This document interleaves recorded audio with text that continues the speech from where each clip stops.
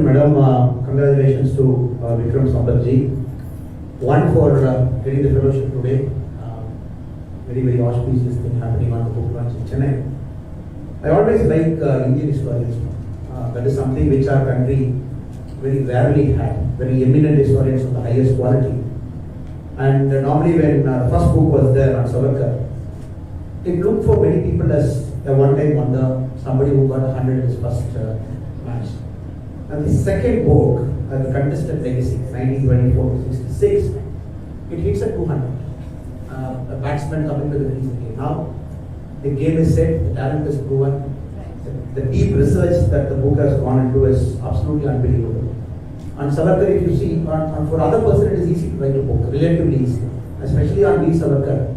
It's very tough because normally you ask a person in the street, 8 out of 10 might have a very contested opinion, and maybe 2 might have a very historical perspective. So writing on Veer Savarkar, the two different volumes, continuous volumes, it really speaks about the caliber of the author, number one. It's a phenomenal writing. Second, when you go deeper into it, the fluidity of the writing, a connection to it, the documents that come seamlessly, and very important for a historical writer is a very neutral writing. It is not that we had a very fanboy writing of Veer Savarkar. When somebody goes through the book in bold, they will understand that it is not a very fanboy writing of Veer Savarkar. It is from a historical writing. And any person might have his plus and minus. Overall, when you look at it, Veer Savarkar, in my humble opinion, because I am too small a man to comment about him, he might have about 98% plus and 2% minuses here and there. Again, from our perspective, that he has covered it beautifully. I think it's a fantastic book, beautifully written. And this book proves beyond doubt that Vikram Sampath is here to stay. And many great books. Thank you for, you rightly said it speaks to the caliber of the author. So, Vikram, congratulations again. Since I didn't have the opportunity of speaking with you for the launch of the first volume of this book, and I'm sure some of them here may not have heard you, so I'm really curious, why Savarkar? What was the trigger? Did you choose Savarkar, or as they say, did Savarkar choose you? A very good evening, everyone, and it's always such a pleasure to be in Chennai, the city that is, my father's paternal home. So though my father is not here, he is in Bangalore. I think his heart is right here. A lot of his friends from the Karur bank that he was part of are all part of the audience. So Chennai always matters a lot to him, and by osmosis to me too. And the lucky charm of the city and also of Mr. Annamalai is such that just this afternoon I heard from the Royal History Society in the UK. So it was all very propitious. To your question, why Savarkar? I think the answer is why not Savarkar? Because here was a man whose importance, whose political philosophy, whose relevance is so intense in today's contemporary India. The political philosophy of Hindutva that he espoused is something that is in the ascendant today across India. But then I was really quite amazed and alarmed by the curiously lack of academic interest in this man. In the last comprehensive biography of Veer Savarkar was written in the 1960s when he was still alive by this man called Dhananjay Keel. Now after that, year after year, we have numerous biographies of so many people, Gandhiji and Nehru and Bhagat Singh, and rightly so. History is always something that needs to be relooked, re-evaluated. But somehow Savarkar escaped that entire re-evaluation. He was a persona non grata in Indian history. Anybody who even was associated with him in a long measure actually had to pay a very heavy price for it, with their careers, with their livelihood. I've often mentioned this episode of the famous music composer Dr. Pandit Hridaynath Mangeshkar, who was a part of the All India Radio. Now, Savarkar, along with being a very great political ideologue, was a prolific poet, Marathi poet par excellence. And he had composed many poems including Jayostute and this very famous Marathi poem named Majasi Ne Parata Matra Bhumila Sagara Pran Tadamadala, so which Hridaynath Mangeshkar ji had tuned, and his sisters Lata ji, Asha ji, all of them had sang. And for that crime of actually tuning Savarkar's poem, Hridaynath ji got a show cause notice from All India Radio saying, "Can you explain why you picked up this poem?" And he's supposed to have given on record a 2-line reply saying, "Good poem and a great poet. Isn't that reason enough to tune a poem like this? But then he was sacked from All India Radio for doing this. So much for, we talk so much about intolerance and freedom of expression and all that being lacking today. This is the 1950s and 60s where you can't even talk about him. Today we are at least sitting like this and having a mainstream discussion. There is media covering this, and I'm not going to lose any. I don't have a job, but even if I had one, I wouldn't be losing it, anywhere. So that shows that times have changed. Where my constant refrain is, you may like to, admire a person, or you may even hate a person, but let that love or hatred for somebody be informed. It cannot be based on the basis of conjectures. It cannot be based on preconceived ideas, and worse, I think, political, considerations. And Savarkar was probably the biggest casualty of political machinations that went against him, especially after independence. And as a student of the CBSE syllabus, and being a history buff, he was never part of our history textbooks. I don't remember, I don't know how it is now, but at least in my history textbooks, I don't know how it was in yours, he never made an appearance. The first reference to him I came across, my mother was a Maharashtrian, so a lot of my mother's family used to talk about him in whispers and hushes, but didn't know much about him. The first brush was in 2003 when the previous Vajpayee government put up his portrait in the Central Hall of Parliament. There was a lot of hullabaloo about that, and the Vajpayee government also got a plaque in his honor in Kalapani, in cellular jail, where he spent 12 harrowing years. And a year later, when the UPA came to power, you had Mr. Manishankar Iyer actually get that plaque removed and thrown away, and lots of invectives, hurled at him. And since then to now, all the time, he's a part of raucous news debates every night. And political parties also make him a part of their election manifestos. He's a part of election speeches. Mr. Rahul Gandhi today or yesterday also said something against Savarkar. We have the Prime Minister going to cellular jail, and that very powerful imagery of him sitting there and paying his tributes, rightfully so.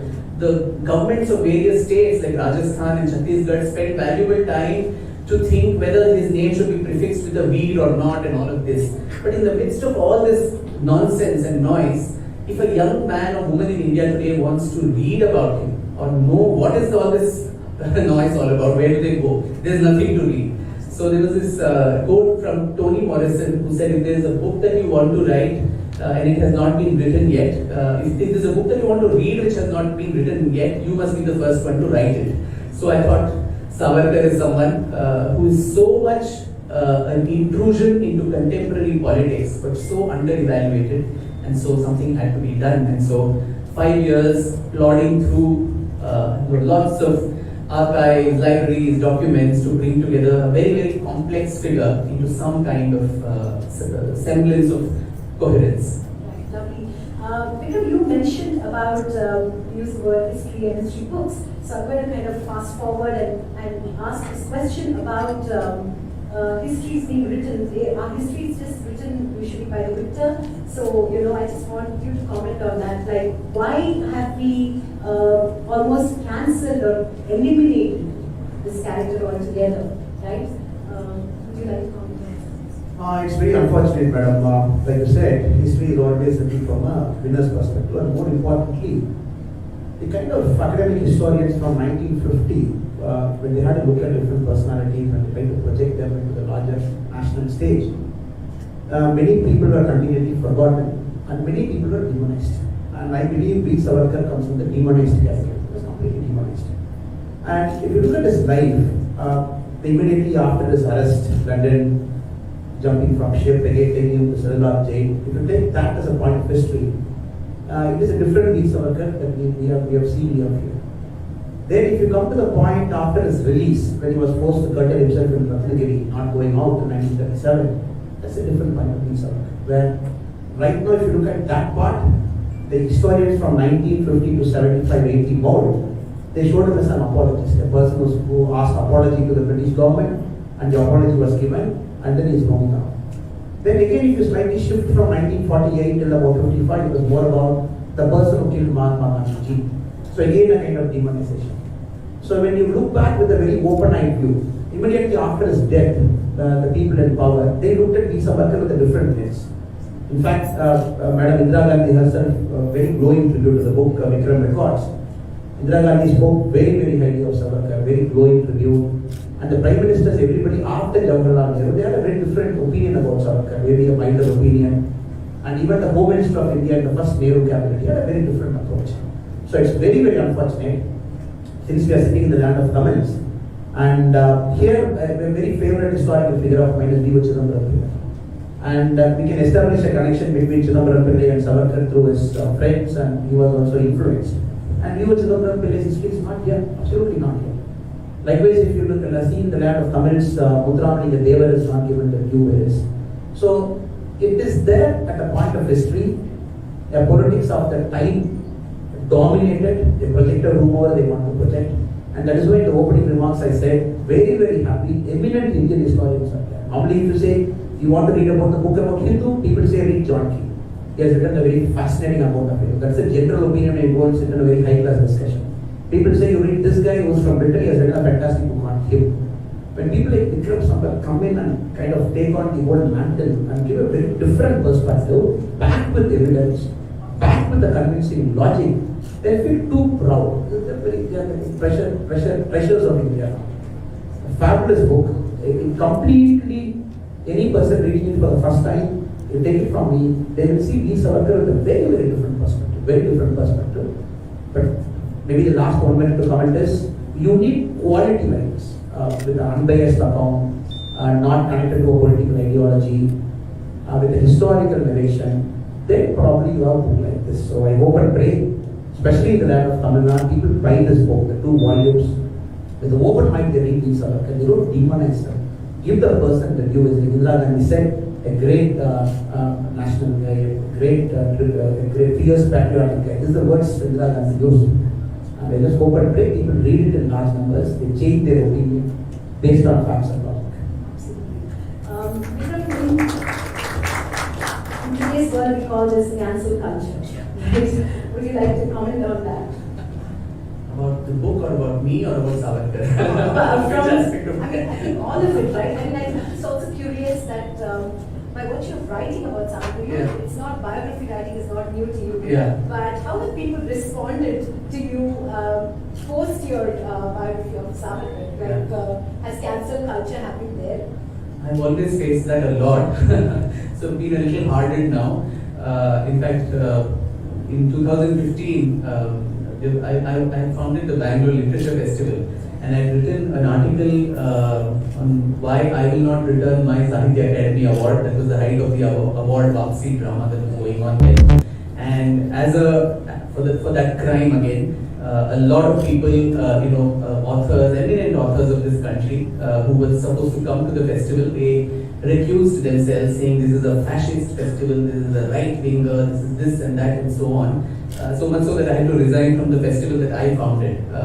So this cancel culture is not something that is unknown to me. But particularly with this book, what really shocked me, Akhila, was the curious lack of engagement with the book, particularly in mainstream media, particularly print media. These electronic media, I think they want some masala for everyday news debates. But print media, even if you want to pan the book, keep it at an arm's length.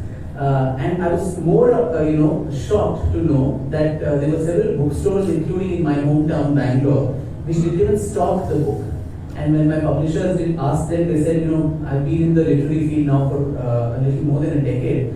They said, my other books would be there, but this book will not be there. So they said, we have nothing against the author, but we don't want to spoil our bookstore by keeping a book on Savarkar. And despite that, the book going on to become a national bestseller, both the volumes, speaks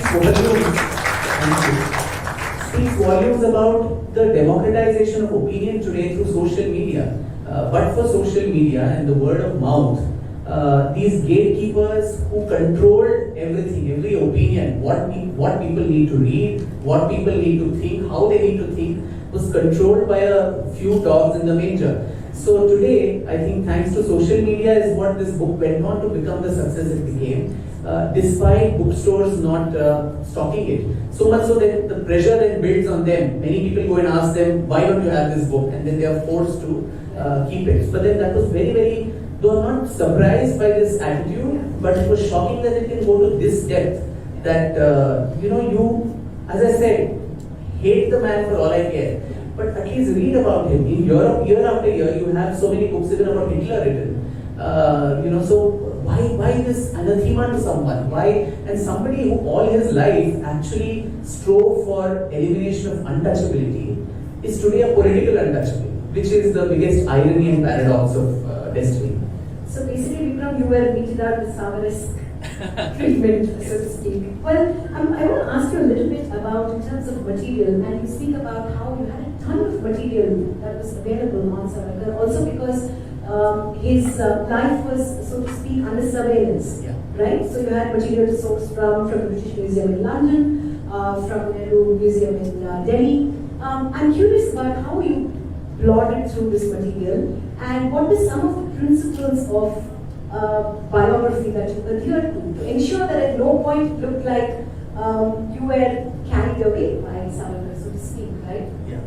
So in my earlier biographies, it's always been looking for that needle in a haystack. When I wrote about Gauhar Jan, a Tawayef who died way back in the 1930s, there was so little material. Whereas here it was a problem of plenty. But that was also alarming to some extent, because as a senior research fellow at the Nehru Memorial Museum and Library, there's an entire microfilm section of about 26 microfilms called the Savarkar private papers that I got access to. Each microfilm about 1,000, 2,000 pages, so you can multiply that by 26, that kind of material, where every letter that went in and out of his house was intercepted, both by the British government and also the first independent government of India. And when I saw the accession registers, they were never ever accessed by any mainstream historians of India, all of whom come day in and day out to make narratives about the person, never read anything about the man. The material which was sitting right there in the archives. So several lakhs of pages of such documentation in the British archives in London, where I spent a significant amount of time in the UK, and also in France and Germany and so on, to trace the entire history of the early revolutionary movement of India, which was all happening in Europe for the complete liberation. And I'm talking of the first 2 decades of the 20th century. And a copious amount of material in Marathi, which again I think mainstream historians have not accessed either willfully or because of their lack of knowledge of the language. And Savarkar wrote prolifically in Marathi. He was a poet, he was a playwright, he was a historian, amateur historian, he was a journalist. So all of his writings in Marathi nobody had accessed. So without any background as to what the person stood for, what he said, narratives were being made. So for me, to be honest, it was like looking literally at a mountain of material. And I mentioned in the prologue too that when I've always been in doubt, the one person I would go to was my mother, who was my friend, philosopher, guide. And I asked her, I said, I don't think I'm worthy enough of doing justice to this man, because it's like mountain climbing, and it's Mount Everest that I need to trek. She was not a mountain climber herself, but she gave me an advice which kind of stuck with me. She said, when you're trekking, you should never look up to see how much is left to traverse. You don't look back to see how much you have covered. Just be in the present, do step by step, and before you realize you are right at the summit. And I think that's a very pertinent advice. That don't get bogged down, just take year by year, what all is there, just try to tabulate it, put it together. And before I realized the end of the book had come. But your other important question on biography writing, that's very interesting, because I usually liken biography writing to a love affair. You fall in love with a person, and you are impressed with a character, and that is why you pick that character up. It's the character may be in a relatively unmovable condition or even dead, but still you chase your love interest. You rummage through their letters, their archives, their friends become your friends, their enemies become your enemies, and probably you know much more about the character than they knew about themselves, because you have a 360-degree view of their entire life. But the biggest responsibility that is called upon on a writer, on a biographer, is while you are committing it to print, you need to step back and take that neutral position. Suddenly you are supposed to snap all your emotional cords, otherwise there's a very, very thin line between a biography and a hagiography. And that thing is very difficult to do because you are emotionally invested in the person, you've fallen in love. But then if you keep singing pains of glory to the person, then the credibility is so less. So this conscious attempt that, hey listen, I'm not here to be an advocate of the man. I am not here to correct some historical wrongs and make presumptions of my importance like that. I'm just presenting the facts. The historian's responsibility, according to me, is to illuminate the archives for a discerning reader and let her make up her mind after reading all the documents as to what she thinks Savarkar's legacy is all about. There's no need for me to sit in judgment and as a judge, prosecution, or jury to say this is what he was, which is what I think historical accounts become. It becomes very, very judgmental. So I've consciously tried in both these volumes to ensure that the facts, as Mr. Annamalai mentioned, are presented before the reader. After reading all of this, if someone still thinks Savarkar was a British stooge, he was an apologist, he was a murderer, he was whatever, Islamophobe, whatever epithets are thrown at him, I mean, so be it. But you at least have some backing information for that. Let it not be calumny without a basis. Right. Also, I suppose by writing it, you're sort of attached to your subject, but also consciously detached, right? That detached attachment that you have to practice while you're writing it. I want to sort of shed light and move in the direction of one of his major social reforms that he advocated, which was untouchability. Also, way back in the 1920s, he focused on intercaste dining. At a time, Vikram, that you mentioned, when even subcastes within the Maharashtrian Brahmin community were not eating together. How far have we come from, from that time? Like, have we moved forward, or are we still fighting those issues? Ma'am, as you rightly put it, Savarkar was a very different man of his time, at the time that was, and what he was trying to do to reform Hinduism per se. In the book he beautifully writes, for a lot of people's information, that he never believed in the ritual part of Hinduism. He believed in the ethos of what we're trying to talk, Hindutva. And let us take us back to 1920, 1930 time, in a state like Maharashtra. If you look at the photographs that Vikram Savarkar has presented, Samabati Bhojana, where he calls all caste, the so-called untouchables, who were treated very, very rudely at the point of time, made them to sit in a common platform. He takes that food along with them, and then conveys a very, very powerful statement that the internal reformation is happening.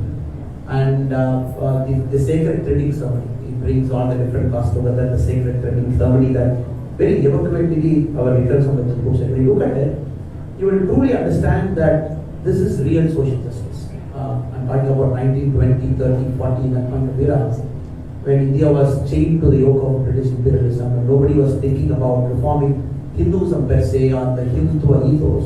It was far ahead of its time.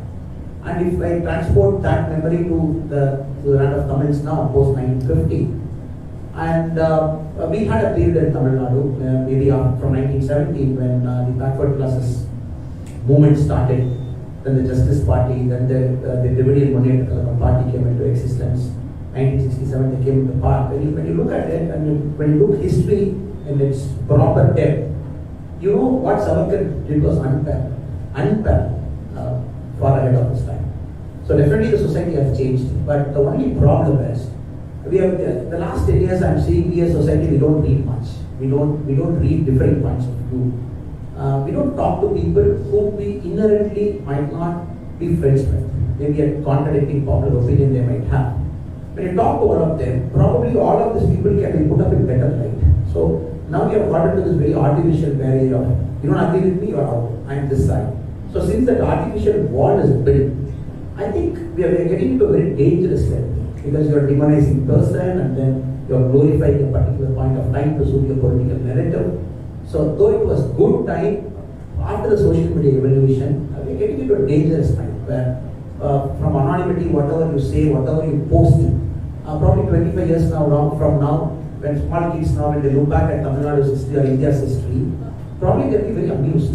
Is this kind of volume of writing you're producing in social media, is this what you're writing in Twitter? And yesterday, Rahul Gandhi ji in Wayanad, he has spoken about Savarkar. And if you read it, it's very, very amusing what he has said. Though I'm talking about now, he is talking about Congress believes in a different India, Congress don't believe in Savarkar's India. If you look at the 1965 interview that Savarkar gave, which beautifully presents the last part, probably might have a question on that to him, there he very clearly talks about what is the India that is looking at. Right from the Indus River to the seas, where all different communities should coexist. It's a secular country, one community not dominating others, not divided by artificial lines. And just when I was reading that part today, after hearing Rahul Gandhi yesterday, I was just wondering, it was like chalk and cheese, what Rahul Gandhi was talking in Wayanad yesterday and what Savarkar's interview in 1965, probably his last interview to the RSS magazine. Very different. I hope and pray people of this generation, they read much, they listen to different points of view, and then they make it correct. Absolutely. I mean, listening to each other, I think it's stop listening to each other. I also want to ask you a little bit about, speaking of untouchability issue, isn't it a bit ironical that, यूं ही नहीं मिली आजादी है दाम चुकाए वीरों ने कुछ हंसकर चढ़े हैं फांसी पर कुछ हंसकर चढ़े हैं फांसी पर कुछ ने जख्म सहे शमशीरों के जख्म सहे शमशीरों के ये तिरंगा खादी से बना.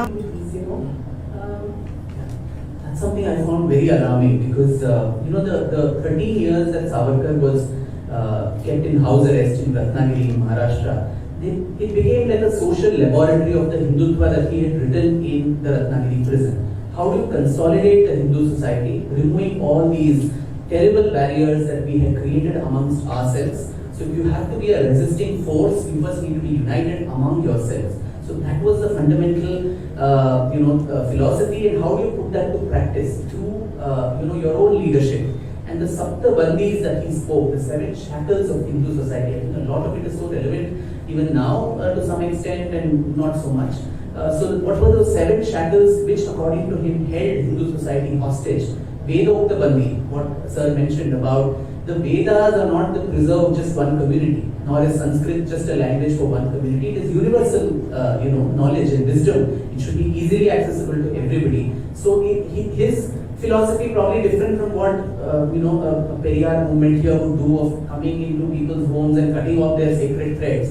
Here it was going and giving that sacred thread to everybody and saying, this is your passport to Vedic literature, please take it. And he, being a Chitpavan Brahmin, was qualified enough to initiate anyone into the so-called Brahminhood. And he time and again said the whole Varna, even Lord Krishna in the Gita, talks about the Varnas not as gunas and not as something that was hereditary.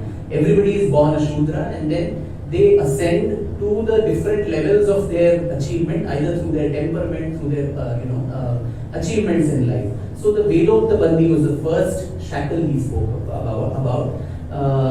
Vyavasaya Bandi, where he said the whole belief that you are born into a particular profession, it's not hereditary, it's again based on your merit.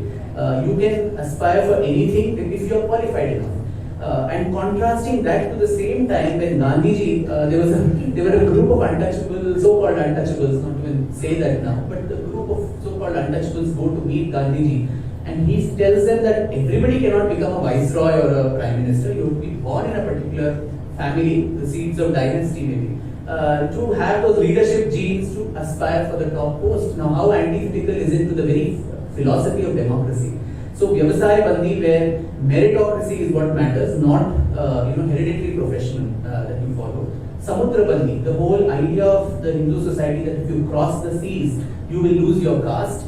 That was something he was against. That go to the enemy's camp. His Marathi book was also called Shatruncha Shibirat. Inside the enemy camp, you enter their camp, learn their strategies, and beat them at it. So don't assume that if you just cross over to the seas, you will lose your caste and all that. So take the best of everything that the world has to offer. Sparsha Bandi, untouchability, should be completely eliminated. And all castes and varnas also to be completely eliminated. Shuddhi Bandi, those of the Hindus who had been taken out of the fold, either due to allurement or coercion, there should be some mechanism to bring them back, because the Hindu faith is not a proselytizing one. There's no mechanism to reconvert and so on. So using the Arya Samaj methods of Shuddhi, how can you bring them back into the fold? And Roti Bandi and Beti Bandi, the last two, which was intercaste dining and intercaste marriage. The first ever intercaste cafe in India, where people of all communities could sit together and eat. Today it may seem very normal, but that time, when even among the Maharashtrian Brahmins, the Deshasthas would not sit with the Chitpavans and Konkanasthas. So at that time, to have a Mahar, a Chamar, all these different communities, Kodis and Marathas sit together and have Sahbhojan, that was a huge leap and a hit at the very root of casteism. The first temple called the Patit Pavan Mandir, which he established in 1931 in Ratnagiri, where members of all communities could go and pray, and building on Lokmanya Tilak's iconography of Ganpati Utsav and how that could be used to galvanize people.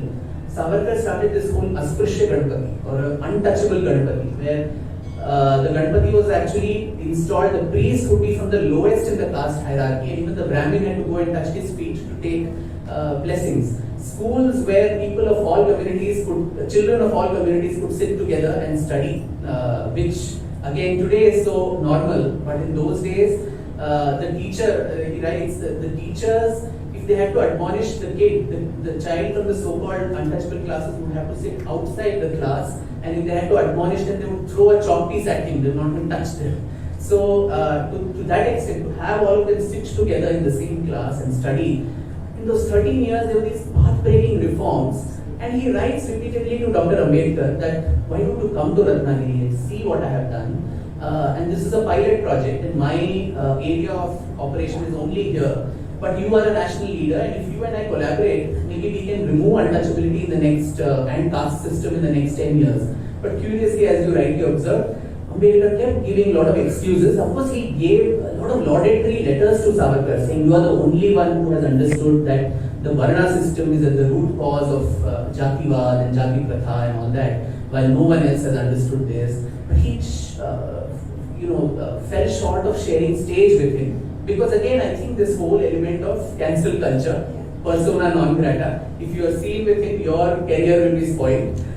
So till the time he was under British surveillance in Ratnagiri till 1937, he made some excuse or the other, but never shared space with him. But later on, coming from the same state and cultural milieu, Maharashtra, Ambedkar later, of course, built bridges. And even when Savarkar was accused in the Gandhi assassination, Ambedkar was then the Law Minister of India. And he used to attend the trials at the Red Fort, where for 1 year the trial happened. And it is a very curious and interesting incident I quote in the book, where Ambedkar is supposed to have called up Savarkar's lawyer, Bhopatkar, and said, I want to meet you. And then he calls him to some place in Delhi, where Ambedkar himself is driving the car, and he asks Bhopatkar to hop in. And they drive a little, and then he says, the evidence against your client, there is absolutely no evidence. He will get away, so don't worry about that. It's a fixed match. And the highest, from the highest power in the government of India, the orders have come to fix him. And the cabinet is deeply divided about it. Even Sardar Patel does not approve of this. And then Bhopatkar, in that paragraph I quote, he says, Jawaharlal Nehru, why would he have want to do that? And it ends there. So giving a lot of dots to connect as to what was done, why it was done, by whom it was done. But by that time, it does seem that Ambedkar did share that sympathy for Savarkar, that he was being unfairly targeted in a crime that he did not commit. It's also beautiful because you also see a very human side of Savarkar. How vulnerable the man is. And also his is a life that is literally stripped off, right? Right from his educational degrees, money, perks, privileges, nothing, right? I also read that in fact he was not even invited to the Independence Day celebrations when the flag was being hoisted right a kilometer away from his home in Dadar in Mumbai. What does it take, like having spent so much time in the world of Savarkar, what according to you does it take for someone to constantly keep rising above the ashes, to push back and say, I'll still do it, I'll still ensure that what I'm saying, I'll make my voice heard. Like, What do you think are some of those qualities? That's quite a question. I think even those 12 years that he spent in Kalapani, the worst of tortures which we can't even think of, human being bearing that, the basic human facilities of good food, toilet or medical facilities not provided to most of them, treated worse than animals. Animals are not given that kind of harsh penalty.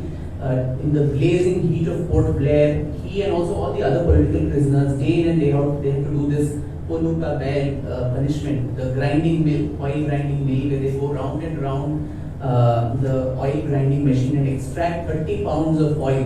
And if you don't extract that, then you are whiplashed, you are not fed and so on. And the food that was given, full of insects and reptile pieces and all that, and most of them eating that, they would end up with diarrhea, most of the political prisoners. And I know it's terrible to even talk about that, but I think it should be put on record. They faced it, we are just talking about it. There were fixed timings to go to the toilet. And so if someone was suffering from diarrhea, you were not allowed to go. So, and there was also standing handcuffs punishment for weeks on end. So most of the political prisoners would end up urinating and defecating in their own cells and sitting amidst their own squalor, sitting, eating, sleeping amidst that. The gunny sacks that were used to make their uniforms there, leeches that biting into their skin but not getting treatment. And Savarkar was given solitary confinement for 6 months during the lockdown period with all our luxuries. When we were stripped off from social communication, we all went crazy, and we continue to go crazy perhaps.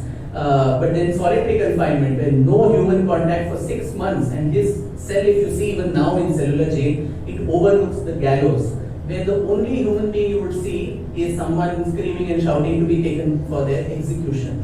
So in the midst of all of this, he writes, in his memoir called in Marathi called Maji Janmathe, or My Transportation for Life, he says there were several moments where I gave up, and not only him, there were other prisoners like Indu Bhushan Roy, Ulaskar Dutt and others, who either committed suicide or a lot of them went mad.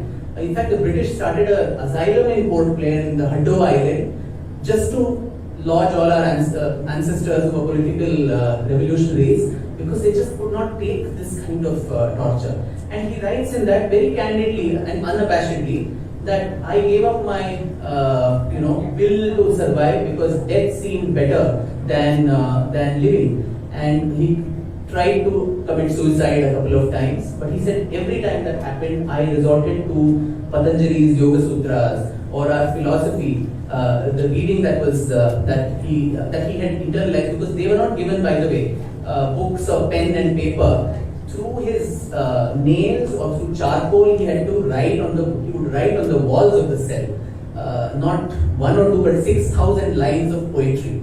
And to spite him, you had this inhuman jailer called Barry who would come and whitewash the thing right in front of him. But little did he know that this man had such an elephantine memory that he had committed all of that to memory, and he came out and got those poems published, and we still have them with us. So in such a condition, not only did he read this, do a lot of meditation, and Patanjali's sutras, as I said, all these I think kept his own spirit alive. But he would also go and advise the other prisoners who were much younger than him, who looked up to him for leadership, saying don't commit suicide, don't go do all this fast unto death and all that, and eat nicely, don't starve, eat nicely, become fat, and give it back to them. So I think it required a tenacity of another kind to actually keep your spirit. And probably after facing that kind of torture, these things probably seem much less than someone did invite you to some flag hoisting. It's okay, well, you've seen the worst. So these are very small things in comparison. So it really, but then eventually, I think he did get extremely disillusioned is what I saw, because he didn't have a natural death. He gave up his life in that Jain tradition of Paryopaveshan, where you give up water, food and medicines, and willfully he said, I think my debt to my motherland is done, and I have completed all that I could. He was already 84, 83, 84. So he gave up and left. So I think it's only towards the end that probably he raised his hands and said thus far and no further. But till then, there was this constant pushback against everything, every knock that destiny and society and politics was giving to him. Thank you so much for that. I'm not sure we have a little more time for. Okay. Actually, I want to speak about the Mahatma Gandhi murder case. You know that he was, in the book, especially the latter half of the book, the courtroom drama and all of that. But I think also I noticed that how he stands up constantly, especially I remember this particular episode to speak about how when Kasturba Gandhi died, the Congress invited donations from people to Gandhi to contribute to women who were suffering. And at that point I think Savarkar stood up and said like, why? Right? Why not to so many other women who are suffering? So could you speak about this constant, back and forth that ideologically that Mahatma Gandhi and Savarkar had? So if you have any interesting, discoveries that you made. The man of the moment is there, but still, I'll give you my 2 cents now. The previous question and this one. As IPS probationers, I go back to my old times 10 years back. I should have asked you that question. One of the compulsory visit for us was to go to Annamalai, be in Savarkar jail, and go there and see the exact cell where the Savarkar was imprisoned. It's a very corner cell. You got to climb up the stairs. You go there. I still vividly recall the whole moment there. As the author said, Vikram, he said, from the window you can see the death gallows outside, and that did not register as much. We were 21, 22 that point of time. We went to cellular jail. We saw that big thing where he has to grind that and take the oil out. Then later during the course of our policing careers, I must have arrested about 10,000, 15,000 people in my life, different points of time. And from a column jail to a district jail to a central jail. And I used to do this jail visit often. Once in a month, once in 3 months, go meet them. And then I could understand the full import of what Veer Savarkar must have felt in Chennai jail that kind of time. And people get broken. The best way, it's a very, very philosophical kind of thing, which was applied in psychology. The best way to break a man is to take him away from the loved ones. So that is part 1. Then in the book, Veer Savarkar talks about the happiest moments. This man is dying, in 1965 he is dying. When the question was put to him, the best part of his life, he says 2-3 things. He says, meeting my wife after 8 years in jail. My wife and my brother coming and meeting me after 8 years. And he was put in that kind of a mental space. Treated very harshly. I don't think any political prisoner in India's independence history, pre-independence, they never had to do what Veer Savarkar did. It's a fact. And the kind of things he was made to undergo. That's why the name Kalapani was given. The name itself was terrible. And coming from there, coming back, reorienting himself, where he was made to sign the declaration where he gave something was written, he signed it. Then reinventing him every single time after that, 1937, Hindu Mahasabha president, then post-independence. Then again the second disaster of the Mahatma Gandhi's killing, again coming out of it, writing voraciously. Then till 1966. So very, very different. And I don't think there is no equal comparison to any political person in India where you can favorably or unfavorably compare them to Veer Savarkar. This is a very unique person at a unique point of India's history who underwent some horrible things which was done on him, which no other political president must have gone through. Now, we all conveniently said, if you look at Tamil Nadu, if you look at the history here, and we have the great people who are praised by Tamil media, praised by the political narrative. 1941, the same person said, he said, please don't go out British. You be there in India. If you go out of Tamil Nadu, we can't even manufacture a single matchstick. The 1941, he said it. 1955, the same person was changed. The narrative was a great fighter. 1967, the great fighter was changed as a social justice champion. So this guy never wavered. You put him in any terrible condition, he never wavered. He always spoke truth. That is what I got from his whole imprisonment thing. And thanks to Vikramji, very beautifully written. The way he talks about the Andaman experience and coming out, and the Mahatma Gandhi assassination case. I think the best part, though I've read many case studies on the assassination case and the Red Fort trial and everything, but I don't think anybody can do justice to the way he has gone into it. Very deep research, wonderfully written book, especially on two parts, the cellular jail part and the Malbag and the assassination part. Simply brilliant. Simply. Also, I think the beauty of the book is it's so visual, right? You can almost like, especially the courtroom drama is so evocative. So you asked about Gandhi and Savarkar. The two poles, opposite poles of Indian history, which are irreconcilable according to me. I think in Parliament, their pictures hang diagonally opposite to each other. I don't attribute our leaders with so much this thing that they would have actually thought about it. It was quite coincidental, but it just ended up that way. But they are that, that kind of complete polar opposites. And in the first volume, I actually recount these very interesting, incidents. Whereas young men they meet. The first time they meet in London in 1906 or so, and Savarkar is in this India House, and Gandhi comes from South Africa to meet some of the revolutionaries there.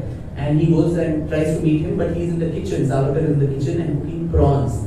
And so Chitpav and Brahmi cooking prawns, and then he offers it to Gandhi also, and he says, no, I'm a vegetarian and I don't take this. And he chides him saying, this is only boiled fish, so if you cannot eat with us, how can you work with us? And we want young men who can go and eat the British alive, and you can't even eat boiled fish. So it was not the best of first meetings. But a few years later, 2-3 years later, in 1909, so bad in dates as a historian, but 1909, 1909 when they meet again in London, it is the Dussehra festival, where the India House they used to organize all these speeches by leaders and so on. So there was one, Gandhiji was also there, and he was invited to speak, and he said, I will not talk anything political. I will talk about the greatness of Ram Rajya and its establishment and the importance of ahimsa to achieve that. And immediately after that, Savarkar comes on to the podium and he refutes every little shreds his arguments by saying, you spoke about Ram Rajya, but even Ram had to kill Ravan to establish Ram Rajya. He did not go and sit in Satyagraha in front of Ravana, and Ravana said, okay, thank you, and send Sita away. He had to fight a war and kill the man. And he said, we have celebrated Guru, maybe anything, annihilate him. So his question to Gandhi then was, do you consider the British Raj as adharmic? If it is, then picking up the gun or the shastras to annihilate it is not against our culture. It is a part, it's a bounden duty. And this whole absolute ahimsa, where you don't be the first one to throw the stone, but if someone is attacking you, you don't show your other cheek. So that absolutist, ahimsa is something that he was completely against. And at that very fundamental point, I think the two men, they completely disagreed with each other. They met only thrice in life. The third time I recount in this book, where in 1926 or so, when he was in Ratnagiri, Gandhi and Kasturba also come to meet him. The two women, Savarkar's wife Yamuna and Kasturba, they go inside and have a chit chat. And these two men have a long discussion and arguments where Gandhi says, don't do all this Shuddhi movement, and it spoils the social fabric and national unity, Hindu-Muslim unity. And all of that, they disagree. And while going, Gandhi is supposed to have said, I think our thoughts will never converge, but will you allow me to do my experiments? And Savarkar is supposed to have retorted, and his secretary recounts them, which I quote, saying, Mahatma Ji, you can of course go on with your experiments, but please be aware that these experiments will be at the cost of the country. And prophetic as it may be, 2 decades later, what all happened, the horrors of partition, the way the subcontinent was sliced, and everything else. I think history is the jury to see who was right and what was wrong. So it was very ironical that the same man then gets implicated in the murder of the same person whom he had an ideological tiff. It's almost like, one of those Shakespearean tragedies where it's so spooky and eerie, and he's implicated in it, as I indicated, maybe due to political fixing, bases only one police approver's statement, where police coercion, I think, can make people give lots of witnesses and statements. So there was one such approver called Digambar Badge, who was a petty criminal himself. He was an arms dealer and all that. And this man is supposed to have given this statement to the Bombay police that he went along with Nathuram Godse and Narayan Apte, the main killers, to Savarkar's house, and Savarkar gave this gun to him in typical Bollywood style and said, Yashasvi Honya, or in Marathi saying, be successful and come back. And that was Badge's statement. So it's just this one statement which was enough to implicate someone, and the police tried and the prosecution tried to retrofit that. For one long year the prosecution went on. It tried to get many people who could corroborate that one line. It said Yashasvi Honya, be successful. It could have meant anything, be successful in whatever. So because even if actually one, the interesting part which I discovered is these men, Godse and others, they were not professional killers. They were just these really maverick kind of young men with, they were seeing the horrors of partition, they had seen the Naukhali tragedies. Speak about how they practice. Yes. Yeah. So the idea to actually assassinate Gandhiji, as heinous as it was, came to their minds only by 12th of January 1948. Till then, they were just fired with this whole zeal that we have to take revenge against all that was happening. The first idea they had was, we should all go to Pakistan and bomb the assembly of Pakistan when it's in session, so that Jinnah and the rest can just be blown off. Never, attention for detail was not important. Like, how do you actually take all the bombs there? How are you going to execute it? But yeah, let's do this, let's gather money. So that zeal was there. When that was seemingly not possible to achieve, the next idea was, can we loot the Nizam's treasury, which was going from Maharashtra to Hyderabad state, because the Nizam was dilly-dallying into joining the Indian Union. Now that also failed.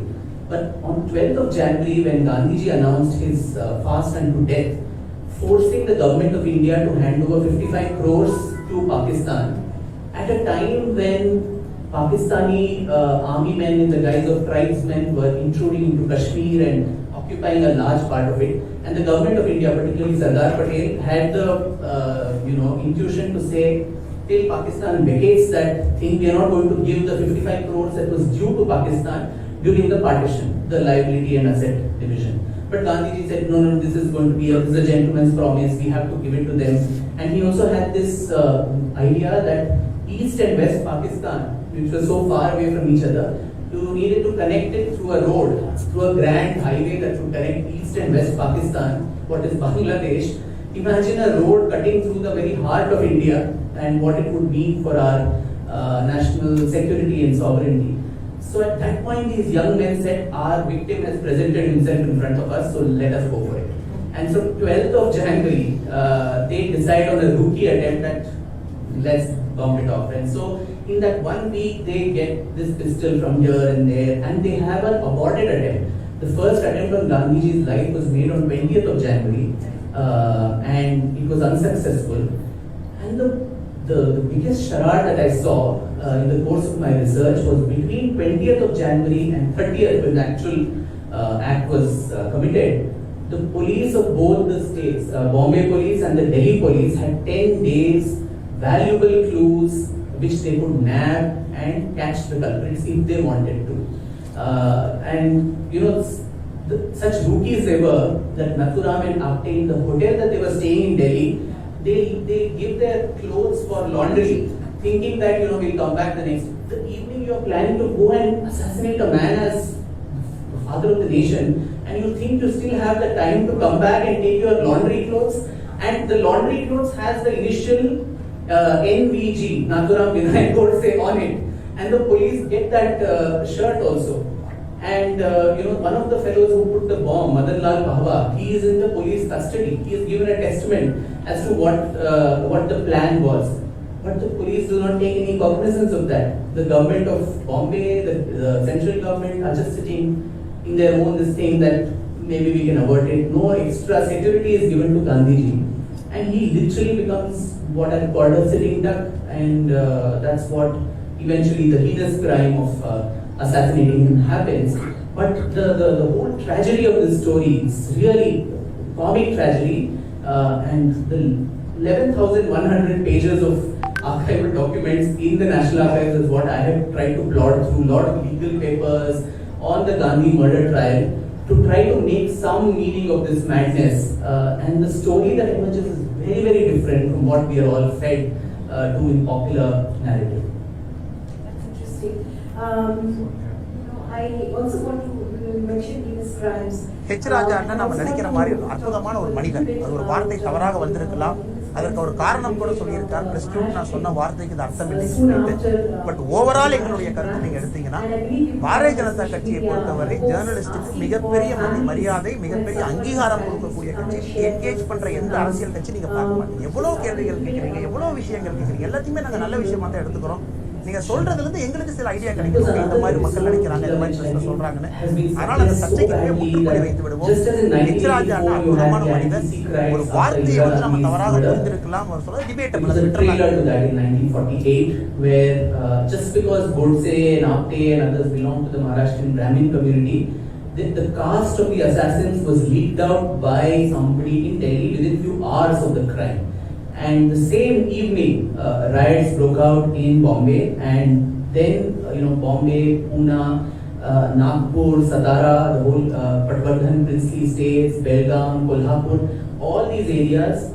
First was Chitpavan Brahmins, and anybody with the surname Godse, they were literally taken and burnt alive. And later the crimes against all of the Maharashtrian Brahmins, whether it was Deshasthas or Chitpavans. And there's a scholar I quote called Maureen Patterson who came to India in the 1950s to investigate or research about this. And she says she was denied information from the Maharashtra police. Thousands of Brahmins were actually killed. And the numbers would never be known in actuality because no FIRs were lodged, cases were not registered. And there was a complete ethnic cleansing of villages. To this day, interestingly, if you go to many villages in Maharashtra, you would probably find one or two Brahmin households. Most of them have migrated off to Bombay, Pune, the cities, or come to neighboring Mysore state and all of that. So this something of this extent, and who committed these crimes? So for that also, one of the Congress's topmost leaders, Dwarka Prasad Mishra, who was the Home Minister of the Central Provinces, he writes in his memoirs, and I quote him, he says, most of the people who were leading these mobs which went and rampaged houses, burned men, women, children alive, were very senior Congress office bearers. And there was a lot of pressure that was put on him as a Home Minister to not arrest these people. And there were threats that we will take it up with the Home Minister Sardar Patel in the center and all of that. And he clearly mentions that episode. And then I actually, after 7 decades have passed, and I put out, when there are no documents, what does a historian do? It's oral narratives and oral history you fall back on. So today with social media you can crowdsource stories. So I put out a post saying, if you have family tragedies and family histories of what your ancestors faced in 1948, can you please share with me in confidence? I will not publish it without your consent. I was deluged with so many memoirs of so many people. It was very cathartic for a lot of them. Came out with these stories of what all happened to them. But when I asked them, can I quote you? Many of them backed out. Some of them said, you can quote us, but we don't want our names to be taken. So in the appendix to the book, these first person accounts are all there, but most of it is under anonymous, because they said even to this day, the people who led the mobs then, their successors or those parties are in positions of a lot of authority and power in Maharashtra, and we have moved on, we have rebuilt our lives. We don't want to jeopardize that all over again. So please let it be. If you want, you can write the episode, but please don't take our name. So I think world over, history gives us this space where we can recount the horrors of the past, heal those wounds, and ensure that these crimes are never committed again. If we had set an example of how the state would behave, against hoodlums who take on an entire community just because the assassin of a national leader belonged to a particular community, maybe 1984 would not have repeated.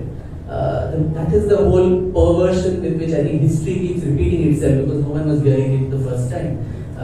And so I think this was a very, very sad episode of Maharashtra's political history, which probably for the first time it's come out in print. In fact, I wanted to bring out a booklet on it, just on that episode of the Maharashtrian Ramin carnage.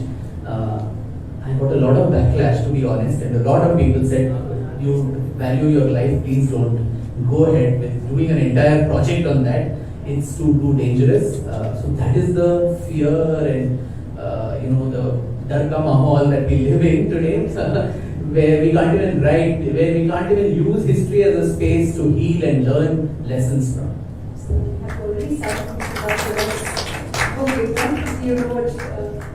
I seem like a sucker for punishment, so I am writing 2 more landmines. One is the biography of Tipu Sultan, and the other is on Rastrapathi Shivaji Maharaj. I think both of whom are political characters who are very, very relevant in contemporary politics, contemporary public discourse even today. So I don't know, it's going to be hard, and I have to start trying to looking for asylum outside India, perhaps. I just want to, one of the last interviews that Savarkar gave was to Rastrapathi of SS magazine, Organizer magazine. It was called in 1965. And responding to a question on the India of your dreams, there's a beautiful paragraph. Perhaps sir could read it. It's on page 550.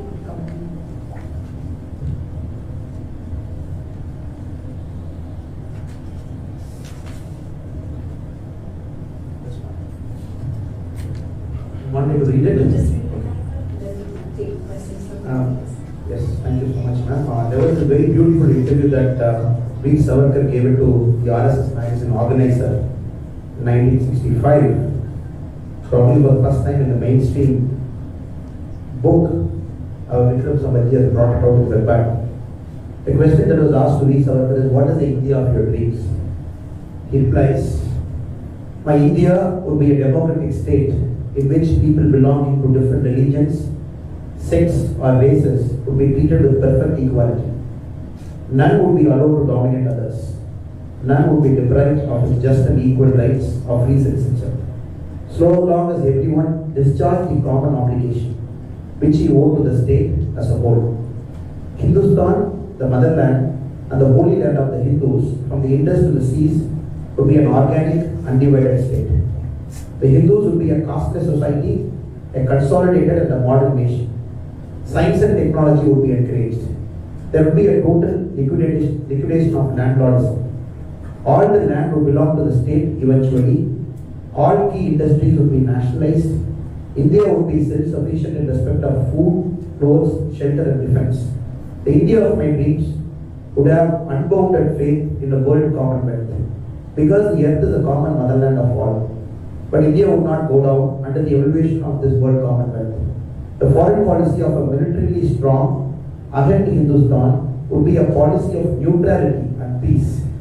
And a powerful centralized state of Hindustan would contribute effectively towards an enduring peace and prosperity in the world.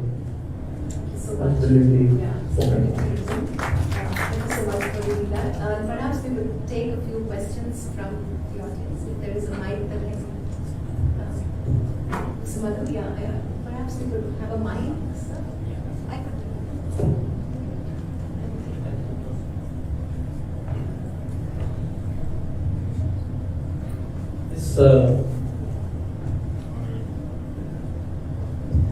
Vikram, you have written a book on Gautam Chawla and Bhavan. So one associated you with fine arts.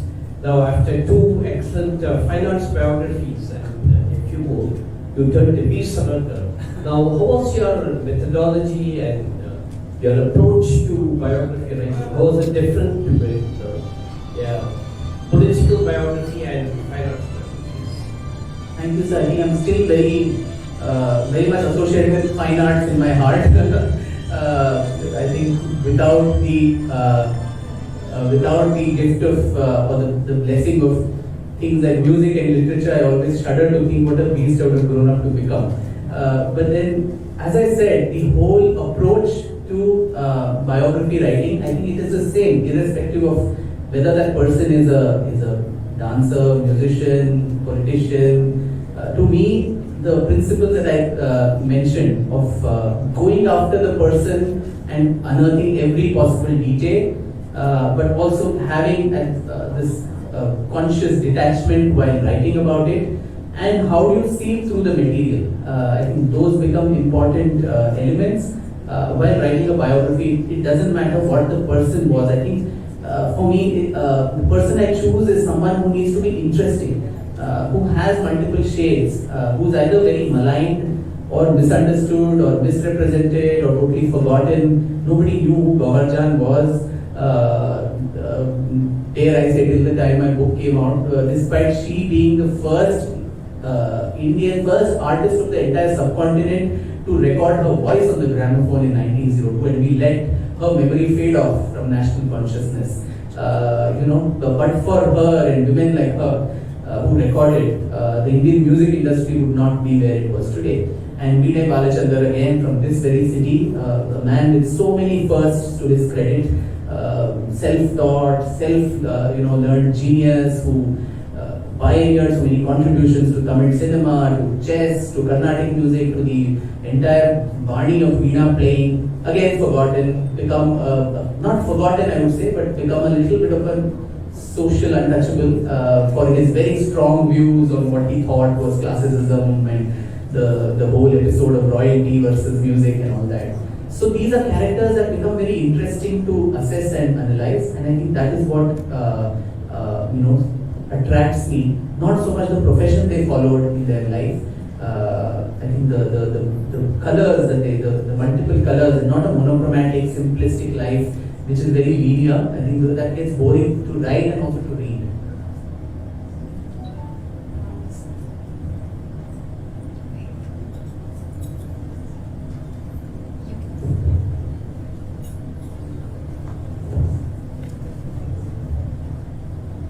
Hello, sir.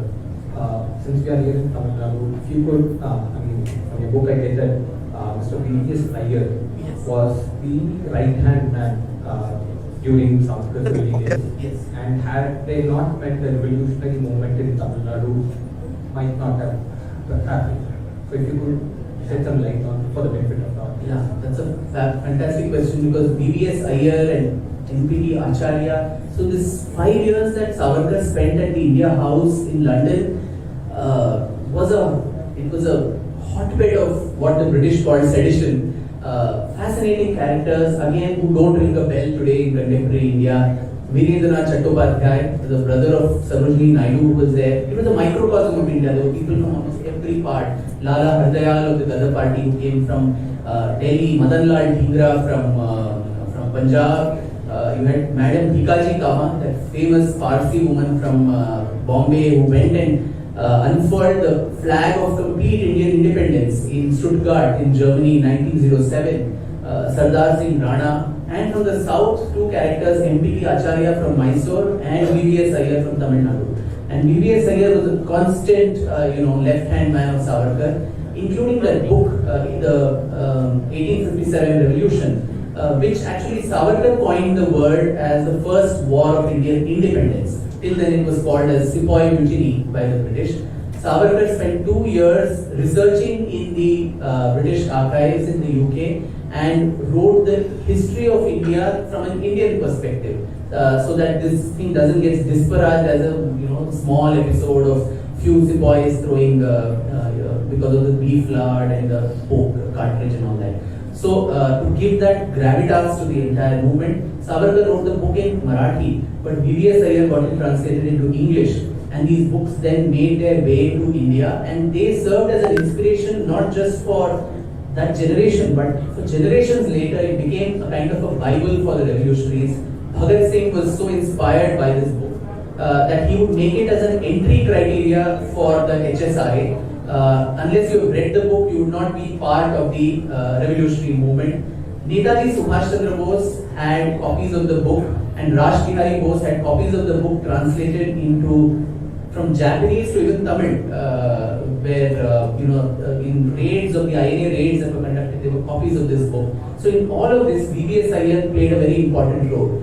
And one more interesting thing that VVS Iyer probably did, all the time we have this calumny that is heaped on Savarkar, that he wrote his own biography in the pseudonym of Chitragupta, where he's praised to the sky.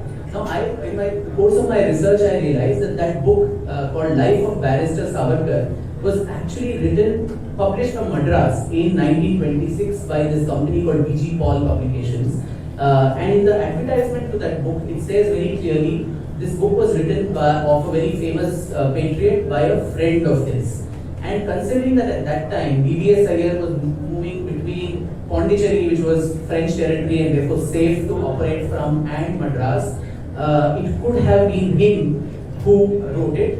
Or the other conjecture is that it was none other than C. Rajgopalachari who might have written that book. Simply because when Savarkar got released from jail and took over the presidentship of the Hindu Mahasabha, in a public speech, Rajaji himself said, and I quote him, that about a decade or so ago, I had written a biography of this great man, and what more can be added since then than now. So Rajaji, who was one of Gandhiji's most trusted right-hand man, actually having such a laudatory, words to say of Savarkar and also writing his biography. And where have we come today, where we canonize the man so much? So I think BBS Iyer's role very important, and thank you for bringing that up here. I have a question. Yes. Comment and suggestion. Congratulations, Mr. Vikram. Annamalai, awesome. Both of you given excellent overview about Veer Savarkar. And my only request to you, I hate from the IT industry.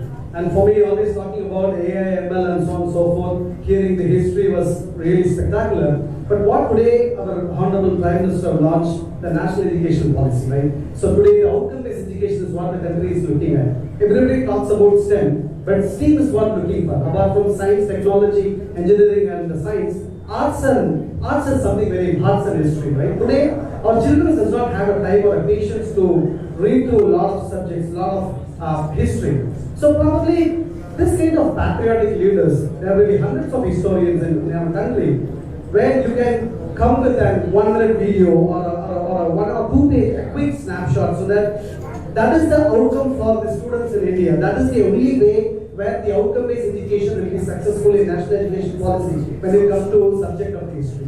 That's the request from my side. And probably another expectation is this kind of program should have been launched in front of a lot of students, school students and college students, so that honestly, being a 42-year young guy, I gained a lot of momentum up to this program. I'm sure the students would also have benefited. I wish the next programs can be planned. Thank you so much.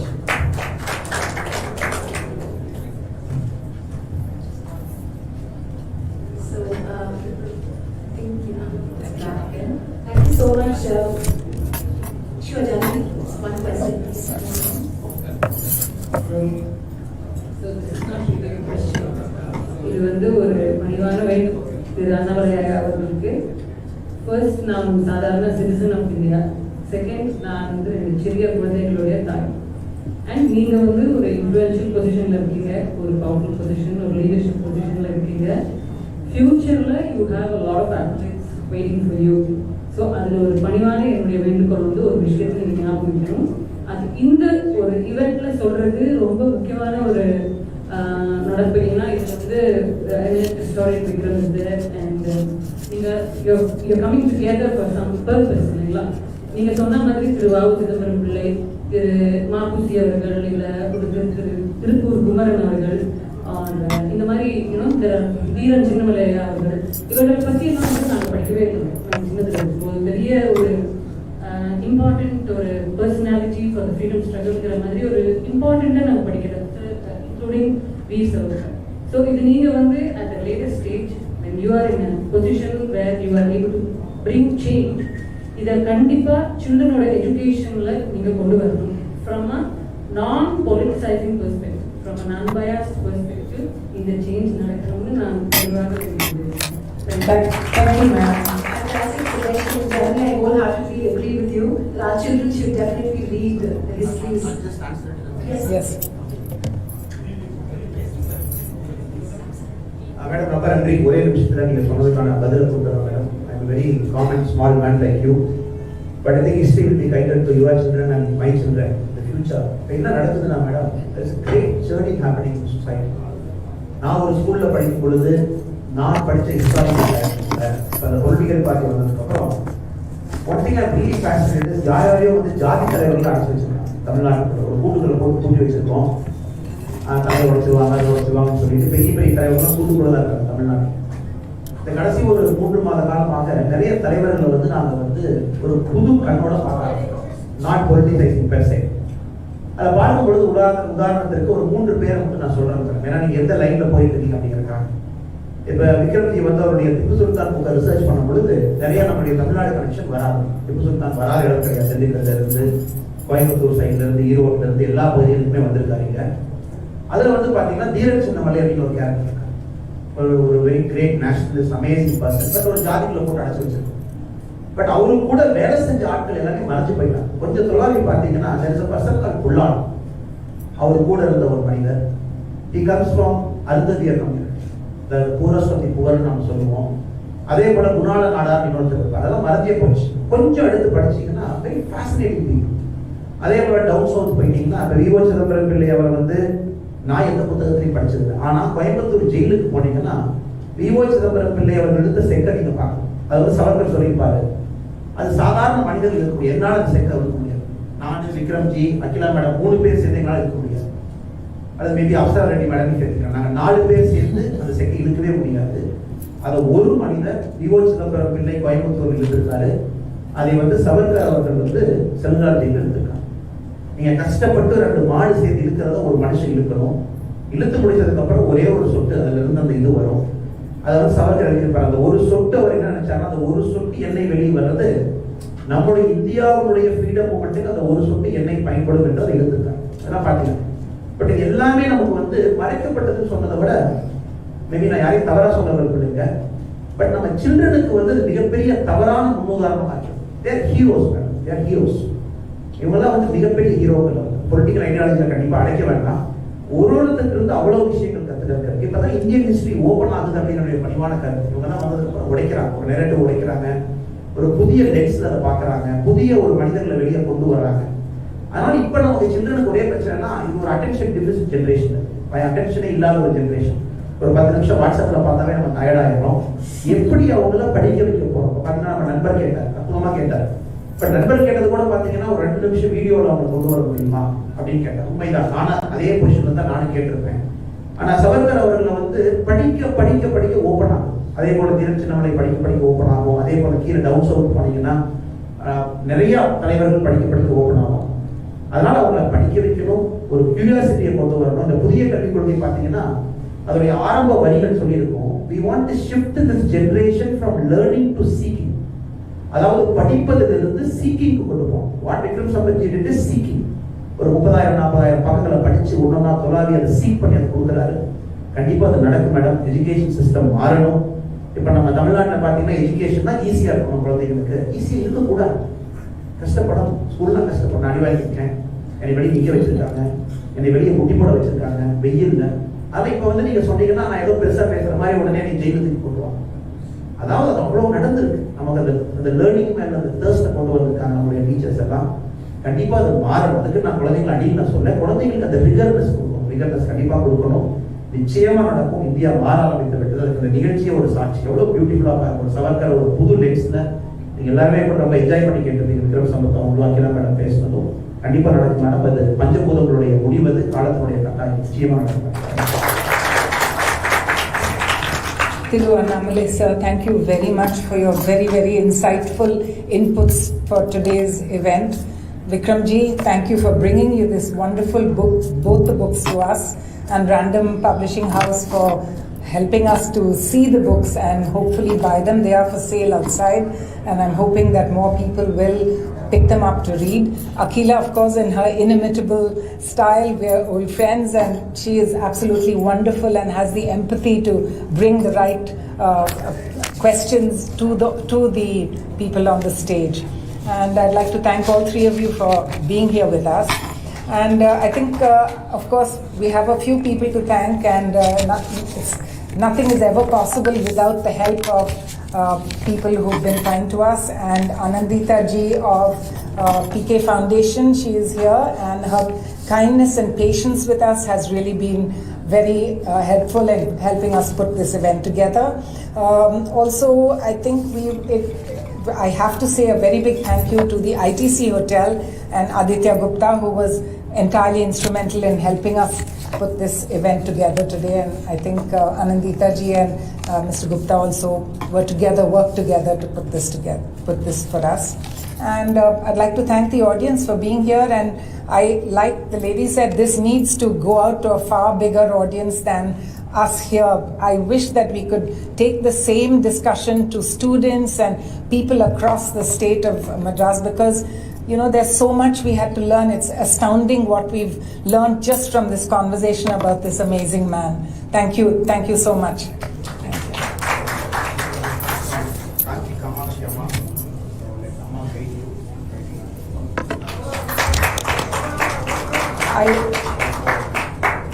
I'd like to request you, to just sit for a couple of minutes. I think some of the press would like to come forward for a sound bite.